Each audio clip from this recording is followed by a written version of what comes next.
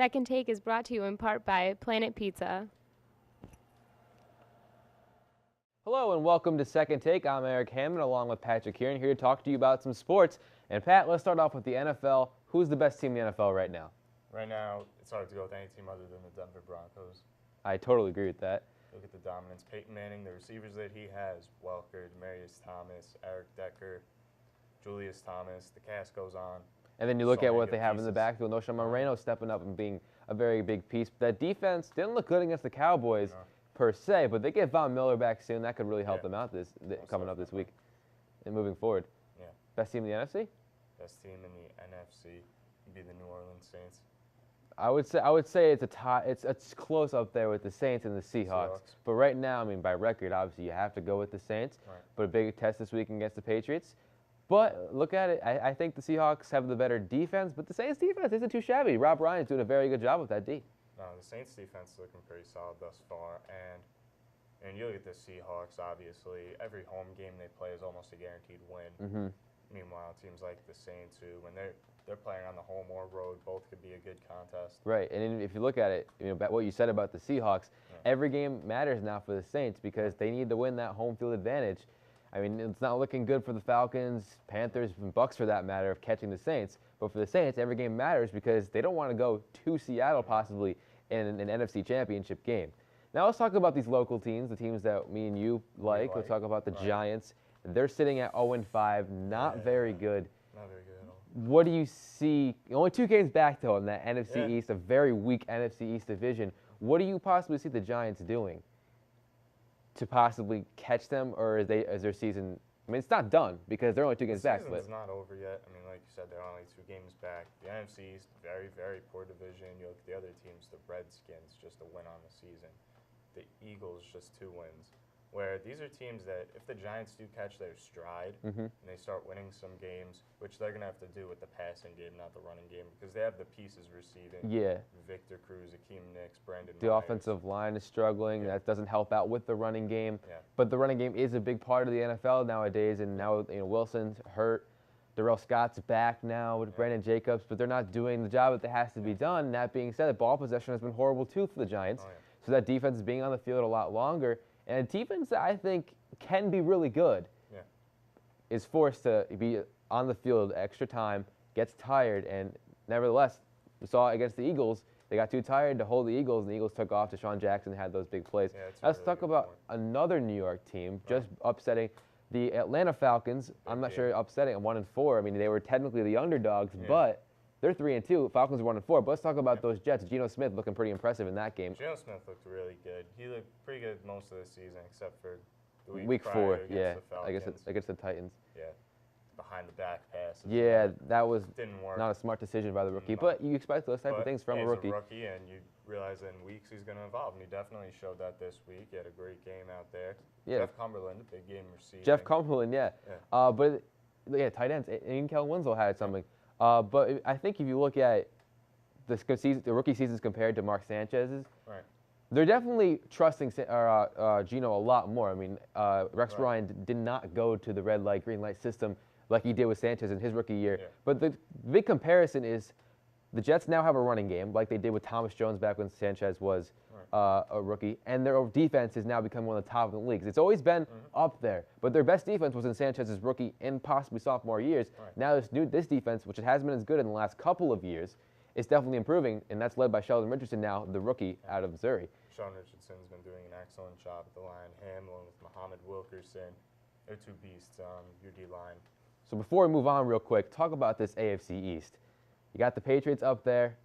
A lot of people speculating possibly that they're not quite going to run away with this division because you have teams like the Dolphins and then the surprise Jets and Bills up there.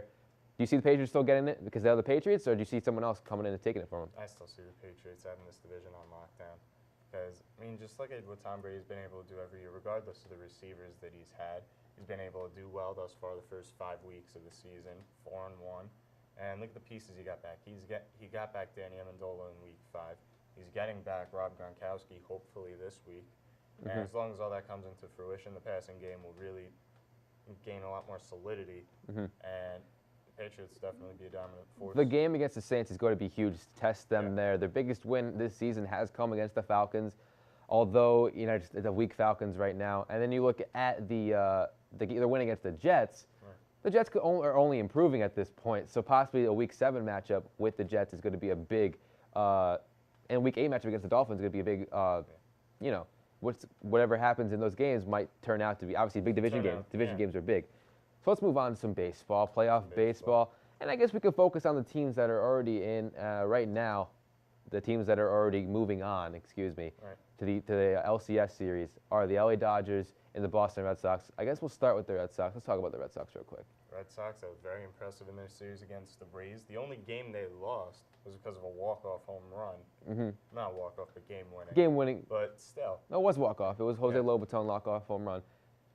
I mean, still, you look, the Red Sox had such leads in all these games until that one point where they pretty much dominated the entire series. Their ability it's kind of like a Billy Bean type team. Look at the A's possibly getting there, but if they do, by the time the show airs, we don't know. But right now, the Red Sox are very similar to the Oakland Athletics. Right. And because they get people on base and they just drive them in. They don't have a guy, I mean, obviously Big Papi's that guy, and Big Mike Napoli has been that guy this year to get the home runs, but they're doing it by getting people on base and just knocking them in because they can do that, and then they also can get the long ball. That's what's really impressive about them. Pitching's pretty well as well. Let's look at the Dodgers, though.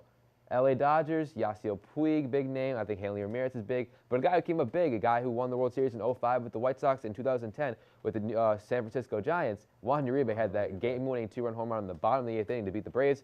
What do you see from the Dodgers moving forward? Do you think they can get to the World Series and possibly win it after a historic run in the regular season? I definitely think they can. I picked the Dodgers as my favorite to win the World Series from the beginning of this season. And, I mean, although that didn't look too bright early on in the season, they stepped it up when Yasiel Puig got called up. And with the return of guys like Hanley or Ramirez, they've just been mashing the ball since. I mean, you got to mention Clayton Kershaw. Yeah, I was going to say, the pitching is nonstop. You guys got guys like Clayton Kershaw, Zach Greinke, Hyun-Jin Ryu, who they're just been dominant, especially in the playoffs. I really like what I've seen from Kenley Jansen. Brian Wilson, always a spark plug out of now in LA, not in San Francisco anymore, out of the Dodgers bullpen. So that's going to help them moving forward. I like the Cardinals. Whether they're up 2-0 right now. We'll see if they move on, and if they get there, I like that to be a very good series. But we'll see. Now let's talk about some NBA action, a sport that I haven't really talked about in a while, but it's starting. Training camp's already underway. Let's talk about the fact that the season starts in less than a month. Let's talk about the Nets and the Knicks. I know we got this rivalry going on right now. They don't play their first game, I believe, until January or maybe even late December. It's well into the season. So for the first couple of months, who do you think is going to show they're the best team in the Atlantic Division? I think it's going to be a close race between the two. It's going to be close. I mean, the Knicks, you look at the season that they had last year, a lot of doubters, but Carmelo Anthony went out there, got the Knicks a 54-win season. And you look, this year they added so many good pieces. You got Andrea Bargnani, who's a nice shooter. And you look at Amari Stoudemire, hopefully if he can stay healthy. Yeah, that's a big. Like Meta World Peace. They got Beno Udrih. All guys Meta who World are Peace very efficient got off to the be bench. big. Yeah. I mean, you can't obviously, if you pay attention at the very slightest to basketball, you know what happened for the Nets this offseason, trading for Paul Pierce and Kevin Garnett. And don't forget Jason Terry. He's going to be a big spark plug off the bench. Maybe not like he was in Dallas, but he'll still get some significant minutes and be a big part of that team. The way I look at it is whether I'm not totally sold on the Knicks quite yet, but I can't bet against Carmelo Anthony at this point. He's a reigning scoring champion. I think he can have a very good season, and that's the reason why they'll be up there with the Nets, very competitive in those big division games that they're going to have later on in the year. There's 4 of them, I think, in the second half of the year, or maybe even, I don't know. But they have the games, and those games are going to be huge, not only because they're in the same division. That makes it even more huge.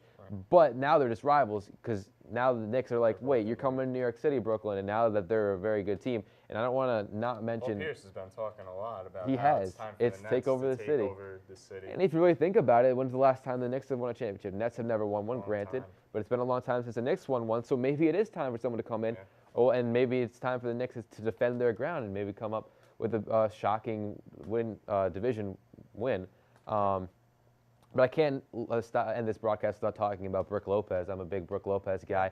Love him. He's been there ever since New Jersey. He's a very loyal guy, and I think he's going to have – I'm not saying he did have a breakout year because I think last year was considered a breakout year for him. He was on the All-Star team.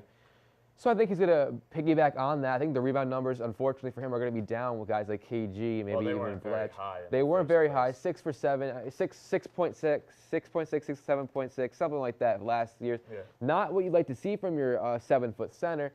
Granted, nothing.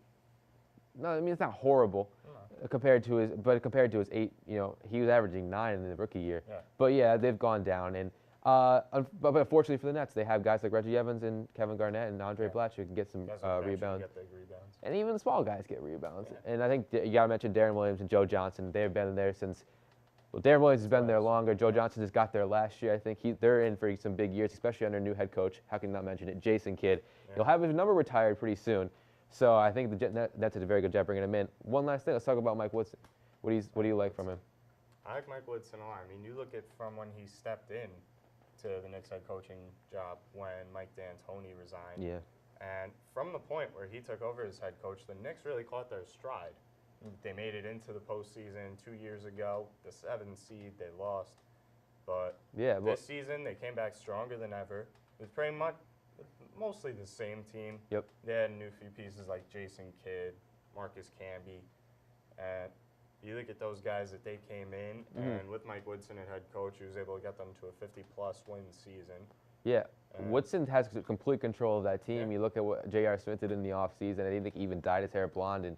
And Mike Woodson told him to change that before you get back here or else. So I think he's got really complete control of that team. And I think right now, if Jason Kidd can live up to the potential I think he has as a head coach. He's a very smart guy. People have said it. Coach K was a big advocate for to Billy King about signing Jason Kidd. I think we had two of the better coaches in the league. Obviously, Craig Popovich is in my opinion the best in the league. But two very good coaches in the league in New York City. In part of that rivalry, which is going to be huge. So you guys can catch that rivalry starting, well, we said in January. But basketball season does start late October, I think of October 30th. But, you know, continue watching some sports right now. The MLB Playoffs, NFL season right in full swing. For Patrick Kiernan, I'm Eric Hannmann. You've been watching Second Take. We'll see you later.